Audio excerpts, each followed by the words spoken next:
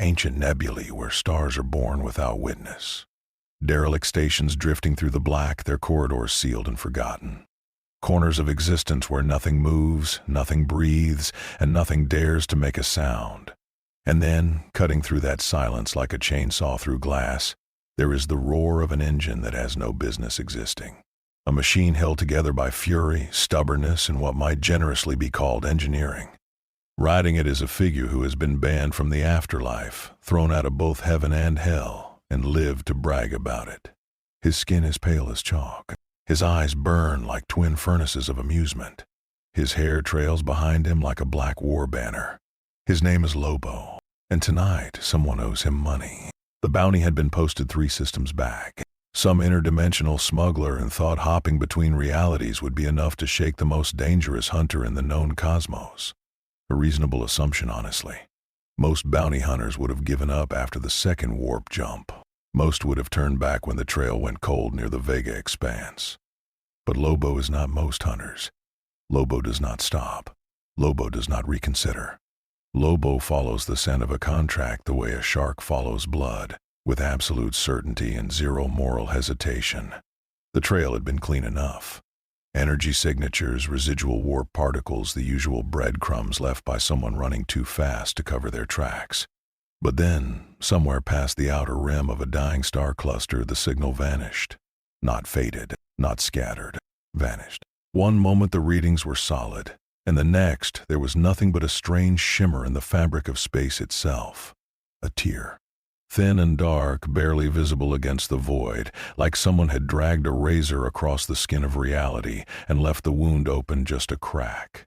Most beings would have studied it, scanned it, perhaps reported it to the nearest authority and moved on with their lives. Lobo leaned forward, grinned with every single one of his teeth, and gunned the throttle. The passage through the rift was violent. Not the smooth dimensional slide of a calibrated warp gate, but a raw, screaming tunnel of light and pressure that would have crushed anything less durable into atomic paste. The bike shuddered. Sparks erupted from its frame. Lobo howled with laughter the entire way through. And then the world changed. He hit the ground hard. Concrete shattered beneath the impact. Cars flipped sideways from the shock wave. A fire hydrant erupted, sending a geyser of water into the night air. And it was night here. Deep, heavy, permanent night. The kind of darkness that does not feel like the absence of light, but the presence of something else. The rain came down in sheets, cold and relentless, turning the broken street into a mirror of black glass. The buildings were old, Gothic, stone and iron, like a city that had been ancient before anyone alive could remember. There were no people, no movement, just the sound of rain and, somewhere far off, the echo of something watching. Lobo stood up from the crater his arrival had carved into the asphalt. He cracked his neck, rolled his shoulders, and looked around with the casual disinterest of someone who had seen 1,000 worlds and found most of them boring. The air smelled wrong. Not polluted, not toxic. Something older. Something biological. Like dried blood and cold stone and centuries of secrets pressed into every surface. He did not get long to consider it. They came from the shadows with terrifying speed. 6 of them. Pale figures in dark coats, moving faster than any human could, their eyes reflecting the faint light with an unnatural gleam. Fangs bare, claws extended. They had been hunting in these streets for longer than most civilizations had existed, and to them, this loud, strange intruder was nothing more than prey that had wandered into the wrong part of the city. The first one lunged. Lobo caught it by the throat with one hand, looked at it with something between curiosity and amusement, and squeezed. The sound that followed was not pleasant. The remaining 5 hesitated, just for a moment, just long enough for Lobo to smile. It was not a comforting smile. It was the smile of something that had finally found entertainment. And in that rain-soaked darkness, surrounded by creatures who had terrorized this world for millennia, the main man began to laugh. Within the first hour, Lobo understood the basics, not because he investigated, not because he asked questions, but because the things that kept attacking him were kind enough to demonstrate. There were 2 types. The first were fast, pale, and arrogant. They moved through the shadows like living razors, all precision and elegance, striking from angles designed to kill before the target even knew it was being hunted. The words surfaced from somewhere deep in the back of Lobo's memory, probably from some backwater planet where the locals still told stories around fires. The second type were heavier, broader. When they attacked, they did not bother with stealth. They simply changed. Bones cracked and reformed. Muscle swelled beneath splitting skin. Fur and fangs and fury erupted from what had been, moments before, something almost human. Whatever you wanted to call a species that turned into a living engine of claws and rage. Both were, by any mortal standard, terrifying. By Lobo's standard, they were adorable. He did not pick sides. That would imply he cared about the politics, the history, the centuries of blood feud that soaked every inch of this hidden world. He did not. What he cared about was that they kept coming. That was the beautiful thing. No matter how many he broke, more appeared. Like a vending machine that dispensed violence. Every dark alley produced another squad of vampires. Every abandoned subway tunnel revealed another pack of Lycans. And every single one of them made the same mistake. They assumed that because he looked roughly humanoid, he operated within roughly humanoid limits. He did not. A vampire elder, 3 centuries old and feared across an entire district, emptied an automatic weapon into Lobo's chest at point-blank range. The bullets punched through, exited out his back, and the wounds closed before the shell casings finished hitting the ground. Lobo looked down at the holes in his favorite jacket, looked back up at the elder, and the elder's existence became past tense. A Lycan alpha, the largest his pack had produced in generations, charged Lobo in full transformation. 9 feet of muscle and hatred, claws that could shear through reinforced steel, jaws that could snap a car axle. It hit Lobo like a freight train. Lobo did not move. The Lycan bound. What followed was less a fight and more a correction. A brief, emphatic lesson in the difference between being the strongest thing in your world and being the strongest thing in any world. Word spread the way it always does in societies built on shadows and whispers. Something new had entered the underworld. Not a vampire. Not a Lycan. Not a hybrid. Something else entirely. Something that bled but did not die. Something that took damage and laughed. Something that treated the most dangerous predators on Earth like minor inconveniences in an otherwise boring evening. The elders of both factions began receiving reports.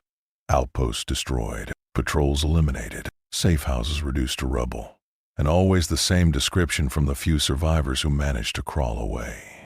A pale giant with red eyes and black hair who fought with the restraint of a natural disaster and the temperament of a creature who found mass destruction genuinely, sincerely funny.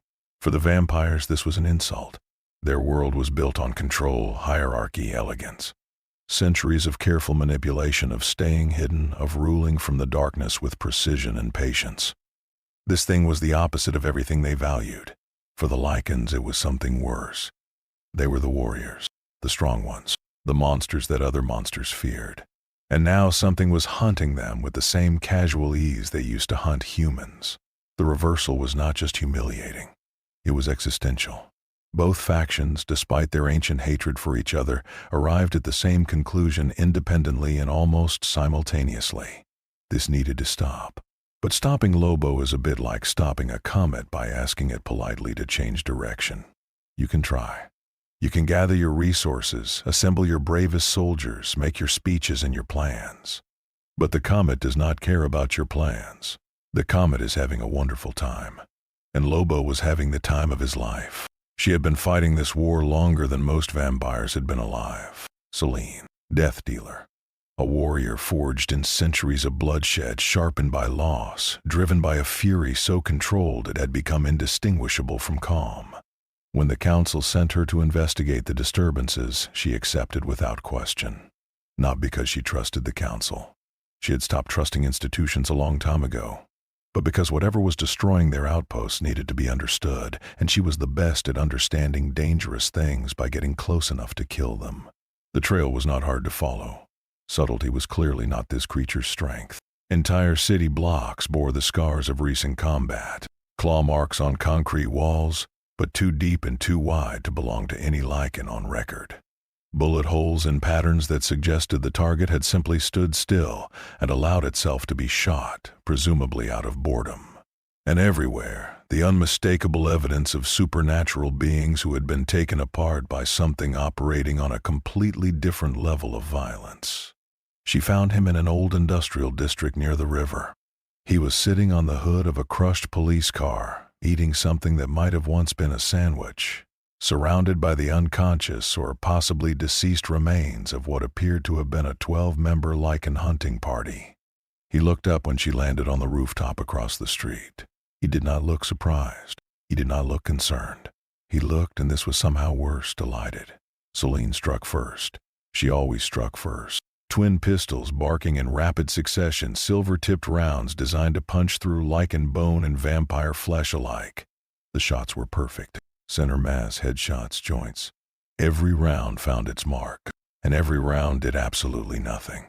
Lobo stood up, brushed crumbs off his vest, and pulled a bullet out of his shoulder the way someone might remove a splinter. He held it up to the light, examined it with theatrical interest, and flicked it away. Then he looked at her.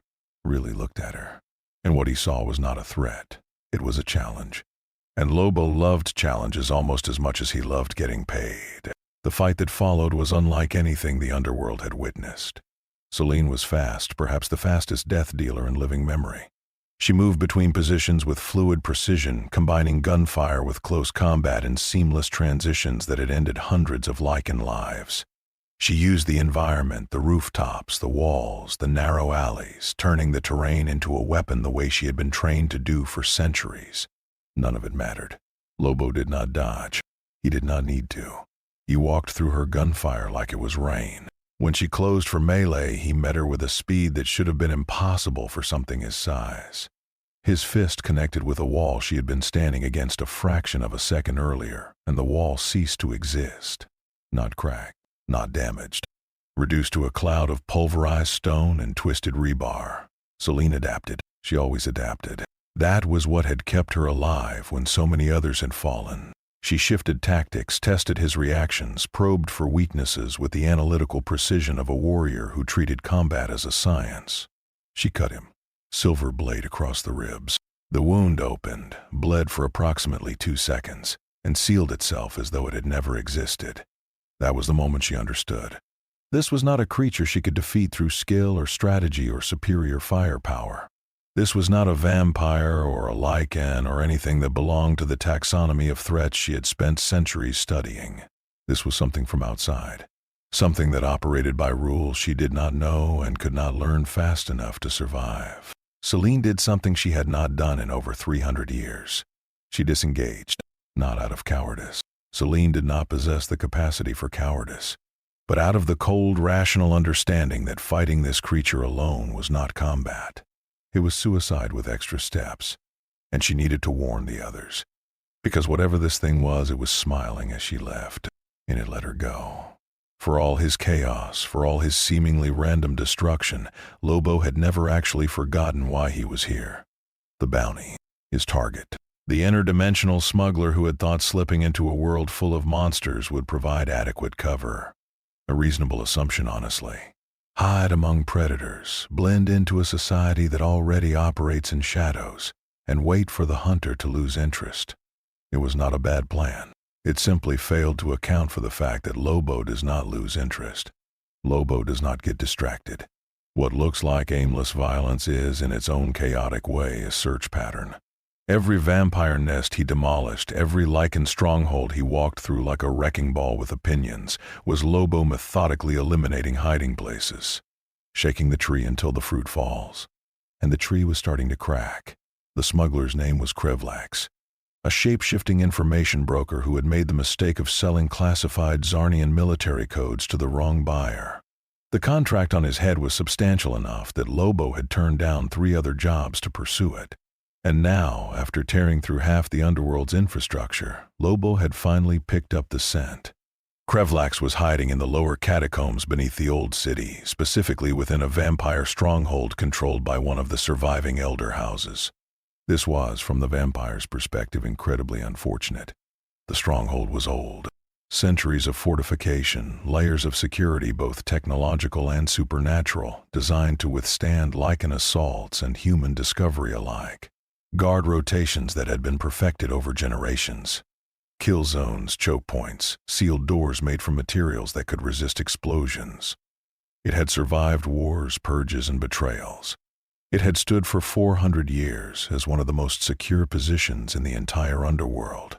Lobo went through the front door, not through a side entrance, not through a secret passage, through the actual front door, which was a reinforced steel barrier 3 feet thick. He knocked first, which was his idea of courtesy, and when no one answered quickly enough, he removed the door from the building, along with a significant portion of the wall surrounding it. What followed was not a battle. Battles imply two sides with roughly comparable chances. This was more like a force of nature passing through a structure that happened to contain people. Lobo moved through the stronghold level by level, room by room, with the unstoppable momentum of something that could not be slowed, could not be reasoned with, and could not be killed. Vampires fired everything they had. Ancient weapons, modern weapons, weapons that blurred the line between technology and sorcery. Lobo absorbed it all with the mild irritation of someone walking through a stiff breeze. The panic spread faster than the destruction. Runners were sent to other strongholds. Emergency protocols activated for the first time in decades. The vampire hierarchy, so carefully maintained, so rigidly structured, began to fracture under the simple reality that their defenses meant nothing against this intruder. And it was not just the vampires who felt it. Lycan territories that had bordered the stronghold began evacuating. Not because they feared the vampires. They feared what was coming through the vampires. Reports cascaded through both factions like wildfire. The creature was not wandering anymore. It had purpose now. It was moving with direction, and everything in its path was being erased. Selene received the reports in a safe house 3 districts away. She read them with the quiet intensity of someone watching a disaster unfold in real time. The creature she had fought was no longer testing this world. It was hunting something specific. And in pursuit of that something, it was dismantling the entire architecture of the Underworld's hidden war. Alliances that had held for centuries were collapsing. Supply lines were severed. Communication networks went dark as the locations housing them were destroyed. The irony was not lost on her. For generations, vampires and Lycans had fought each other with careful restraint, always maintaining the balance, always ensuring the war continued, but never escalated beyond control. It was a managed conflict, a contained fire. And now this outsider, this impossible laughing thing from another reality, was proving just how fragile that containment had always been. One being, that was all it took. One being who did not respect the rules, who did not fear the consequences, who treated the most powerful creatures on Earth as obstacles no more significant than furniture. One being to reveal that the Underworld's great eternal war was built on foundations of sand. And he was not even trying to destroy it. He was just looking for someone. The destruction was a side effect, and that perhaps was the most terrifying realization of all. It had never happened before. Not in 1,000 years of war. Not when the bloodlines were at their most desperate, not when extinction loomed over one side or the other. Vampires and Lycans had never, in all the centuries of their conflict, willingly chosen to fight together. The hatred was too deep, the history too soaked in betrayal and slaughter. Every generation inherited the fury of the one before it, and every generation added new reasons to keep the fire burning. Cooperation was not just unlikely, it was heretical. An abomination against everything both sides held sacred. And yet here they were. The decision was not made in a grand council chamber or through diplomatic negotiation. It was made in the ruins. In the wreckage of strongholds that had stood for centuries, in the scattered remains of units that had been annihilated by something that should not exist. It was made in whispered conversations between commanders who had spent their entire lives killing each other, and who now faced something that killed them both with equal indifference. Survival has a way of simplifying even the most complex hatred. The plan was ambitious. Beneath the old city, in tunnels that predated both factions, there existed a convergence point. A massive underground chamber where the ancient waterways met, creating a space large enough to serve as an arena. The idea was straightforward. Lure the creature underground, collapse the entry points, and hit it with everything both factions could muster simultaneously. Not a skirmish, not a raid, an extinction-level response. Every soldier, every weapon, every resource that could be gathered in the time available. Selene coordinated the vampire contingent. She did not trust the Lycans. She did not need to. She trusted the mathematics. Separately, both factions had been annihilated by this creature. Together, there was at least a possibility. A thin, desperate, probably doomed possibility, but a possibility nonetheless. The Lycan warlords contributed their strongest packs, alphas who had never backed down from any fight and who now carried in their eyes the unfamiliar shadow of doubt. The bait was simple.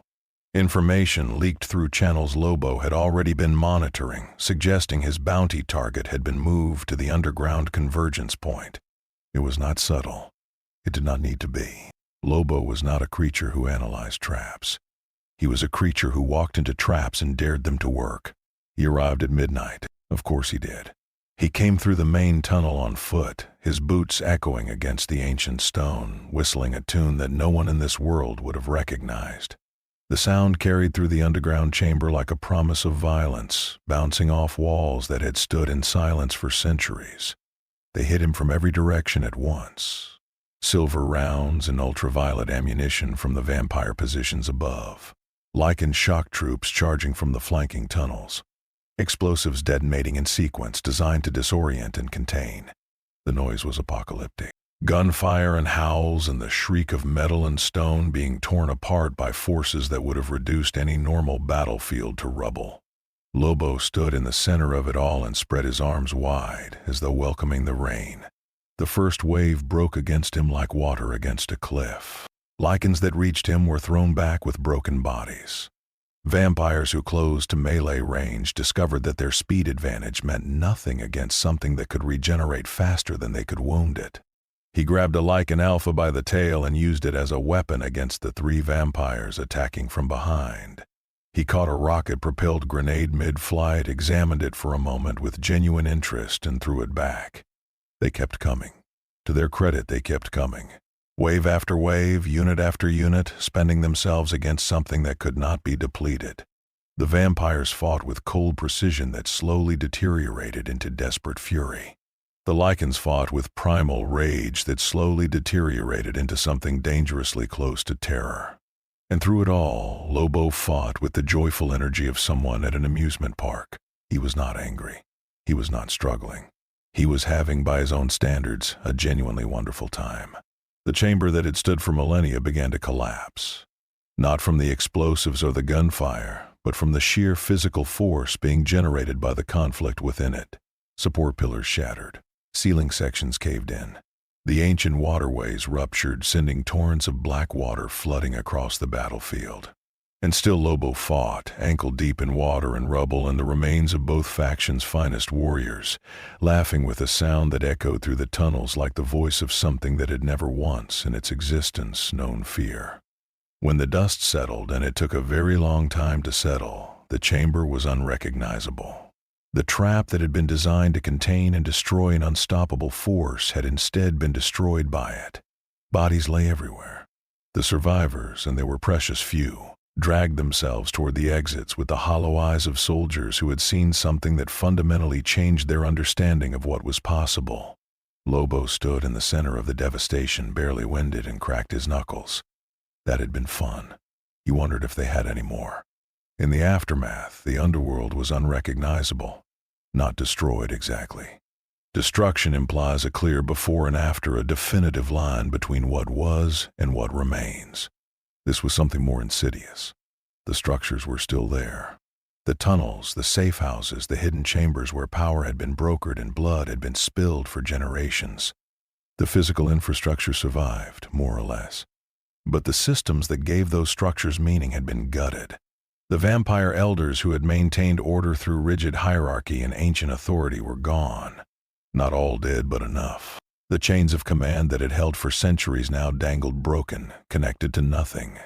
Covens that had operated with military precision descended into internal struggles. As ambitious lieutenants realized, there was no one left above them to enforce loyalty. The elegant machinery of vampire society, so carefully maintained, so proudly displayed, revealed itself to be exactly what it had always been beneath the surface. The Lycans fared no better.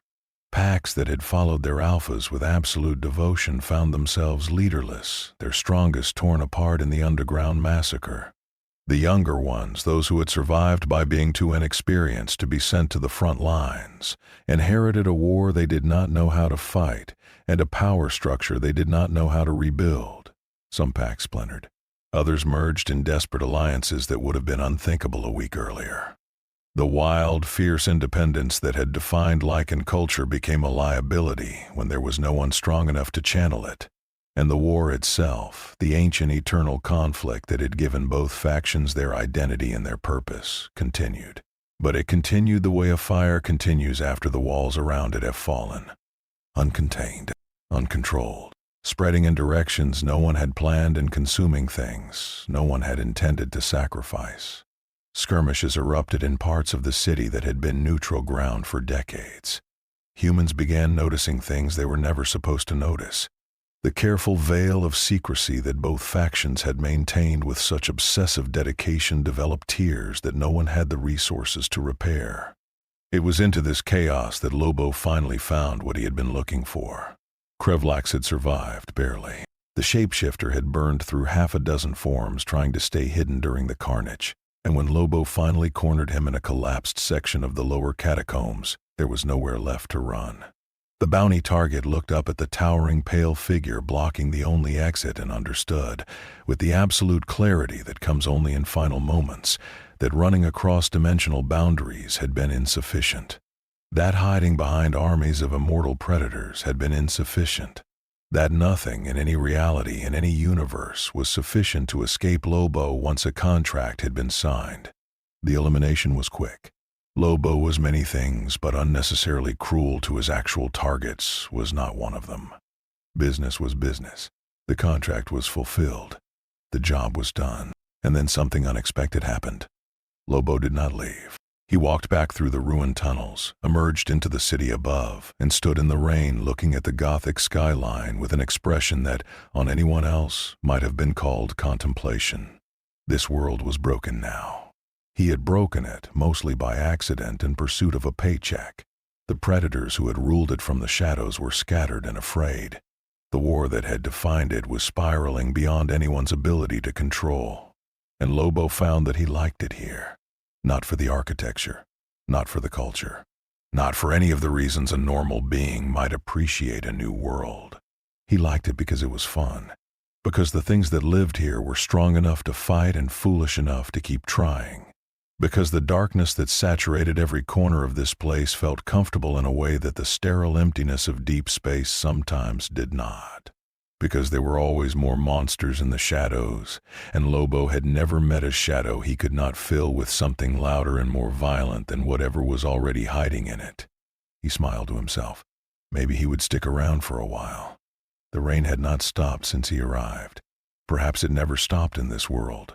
Perhaps the sky itself understood that this was a place where darkness was not an absence but a condition, permanent and deliberate, like the night had been written into the foundation of the city, and no force could revise it.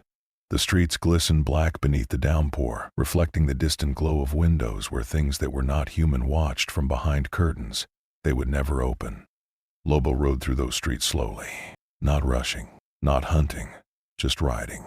The bike growled beneath him, somehow still functional despite having been dragged through a dimensional rift and subjected to the kind of treatment that would have reduced most vehicles to scrap. But the bike, like its rider, was too stubborn to stop working. Behind him, the underworld continued to exist.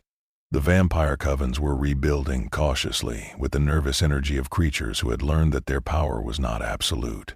The Lycan packs were regrouping, forging new hierarchies from the wreckage of the old.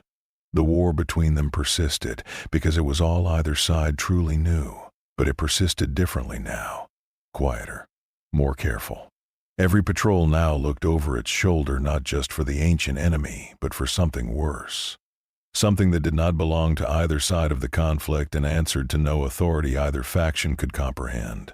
They had a name for him now. It spread through the safe houses and the dens and the hidden councils like a virus, whispered by creatures who had not whispered in fear for centuries.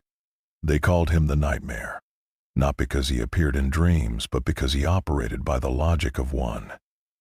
Present without warning and gone without explanation, leaving destruction in shapes that made no strategic sense and served no political purpose. He was not a god. The underworld had dealt with powers that claimed divinity, and those powers could be understood, bargained with, sometimes even destroyed. He was not a monster, not in the way they understood the word. Monsters had patterns, weaknesses, rules they followed even if they did not know it. Lobo had no rules. That was what made him something new, something the ancient war had no framework to contain. A variable that could not be predicted, could not be controlled, and could not be eliminated. He existed in their world now the way a storm exists on the ocean. Not hostile, not merciful, simply there, moving according to its own logic, indifferent to everything in its path. The main man rode on through the endless rain, through the city that had stood in darkness for 1,000 years and would stand in darkness for 1,000 more. But the darkness had a new occupant now. Something loud and pale and grinning, something that would never leave because it had no reason to and no force in this world could make it. The night belonged to the underworld. But the underworld now belonged to Lobo, and the night would never be the same.